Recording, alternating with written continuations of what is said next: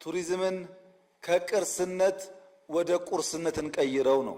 ቅርሱ አለ ግን ቁርስ መሆን አልቻለም። ትላልቅ ቅርስ ይዘን ወደ ቁርስ መቀየር ባለመቻላችን የገንዘብ ምንጭ መሆን የሚችሉ ቅርሶች መጠገን እንኳን ወደማንችልበት ደረጃ ወርደዋል። የኛ ቅርሶች ወደ ቁርስ ይቀየሩ። ወደ ቁርስ ለመቀየር ደግሞ ዘመኑን እንገንዘበው። አሁን ያለው ዘመን፣ አሁን ያለው ትውልድ፣ አሁን ያለ ጎብኚ ቫልዩ ፎር መኒ እና ኤክስፒሪየንስ ደምሮ የሚያይ ነው።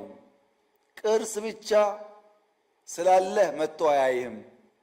ለሚያወጣው ወጪ የሚመጣጠን ሰርቪስ፣ የሚመጣጠን ኢንቫይሮንመንት፣ የሚመጣጠን ሰላም መኖሩን ማረጋገጥ ይፈልጋል። ቢኮዝ አሁን ያለው እንደ ድሮ በጀልባ አገር አቋርጦ የሚጓዝ ሰው አይደለም። አትራክሽንስ አሉን ግን ዴስቲኔሽን የለንም። አትራክሽንና ዴስቲኔሽን አዋህደን እንስራ። ማረፊያው በሌለበት አትራክሽን ስላለ ብቻ በበቂ ደረጃ ሰው አይመጣም።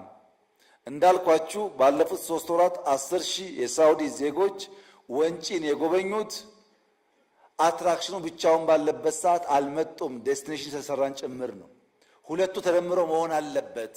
ማርኬትም ታርጌት እናድርግ። ሁሉንም ማሰብ አንችልም። ለኛ ኮስት፣ ለኛ ባህሪ፣ ለኛ ዌዘር የሚመጥነውን ሰው ለይተን እናምጣ።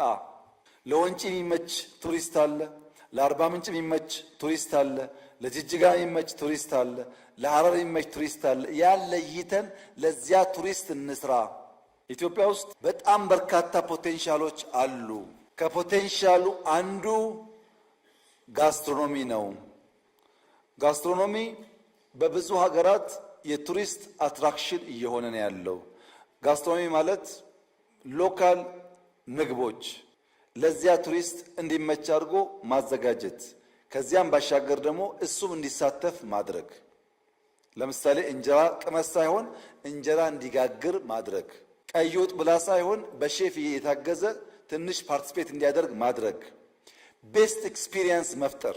ሰው አርባ ምንጭ ሄዶ በጣም በርካታ ሎካል ምግቦች አሉ። ሰርተን ስንሰራ እያሳየን በኦፕን ኪችን እንዲሳተፍ እያደረግን ቱሪስቱ እንዲበላ ብናደርገው አርባ ምንጭን ብቻ ሳይሆን ምግቡንም አይረሳውም። ጋስትሮኖሚ ማለት እሱ ነው። ጨንቻ አካባቢ ያለን ሸማ ከምናለብሰው ሸማ ሲሸመን ስራ ሞክር ብለን እንዲሰራ እያደረግነው ልብስ እንዴት እንደሚሰራም ብናሳየው ያ በራሱ ትልቅ የቱሪስት አትራክሽን መሆን ይችላል። ፋሽን ታይቶ የማይጠገብ ፋሽን ነው ኢትዮጵያ ውስጥ ያለው። ዋይልድ ላይፎች በጣም ብዙ ቦታ አሉ። አጥራጥረን ብንጠብቃቸው በጣም ብዙ መጠበቅ የሚችሉ ቱሪስት መሳብ የሚችሉ አሉ። አልጠበቅናቸውም። አድቬንቸርስ አሉ፣ ሩጫ አለን፣ የሃይማኖት በዓላት አሉ። አሁን ለምሳሌ መስቀልን ብትወስዱ መስቀል አደባባይ የሚደረገው የመስቀል ፕሮግራም ብዙ ሀገር እኮ እንደዛ የለም። በጣም የሚያጓጓ ነገር ነው። እስላም፣ ክርስቲያን፣ አማኝ፣ አላማኝ ሁሉም ሰው ቢያየው ዘሆል ስርዓቱ በጣም የሚስብ ነው። ሌላውም የኛ በዓሎች በዛ መንገድ ለቱሪስት መስህብ እንዲሆኑ ማድረግ ይቻላል። ነገር ግን ለቱሪስት ሳቢ ለማድረግ ለሁሉ ነገር ስቶሪ ያስፈልጋል። የኛ ነገር ደረቅ ነው፣ መሳጭ ሳቢ ታሪክ የለውም። በሚድ 17 ሴንቸሪ አንድ ንጉስ ነበር በህንድ ሀገር ውስጥ ሻሃ ጃሃን ይባላል። የሻሃ ጃሃን የሚባል ንጉስ ሚስቱ በወሊድ ምክንያት ሙምታዝ መሃል የምትባል ሚስቱ ትሞታለች። ስትወልድ ለሙምታዝ መሃል ህልፈት መታሰቢያ እንዲሆን መቃብሯን 22 ዓመት የፈጀ ስራ ይሰራል። ይሄ ኪንግ የእሷ መቃብር 22 ዓመት የፈጀው መታሰቢያዋ ማለት ነው። ያው እንደ ሐውልት አስቡት። አሁን በህንድ ሀገር ውስጥ ታጅ መሃል የሚባል ቦታ ሰዎች በሰልፍ የሚጎበኙት የአንድ ንጉስ ባልተቤት በወሊድ ምክንያት አርፋ ለሷ የተሰራ መታሰቢያ መቃብር ቦታ ሰው ተሰልፎ ያያል።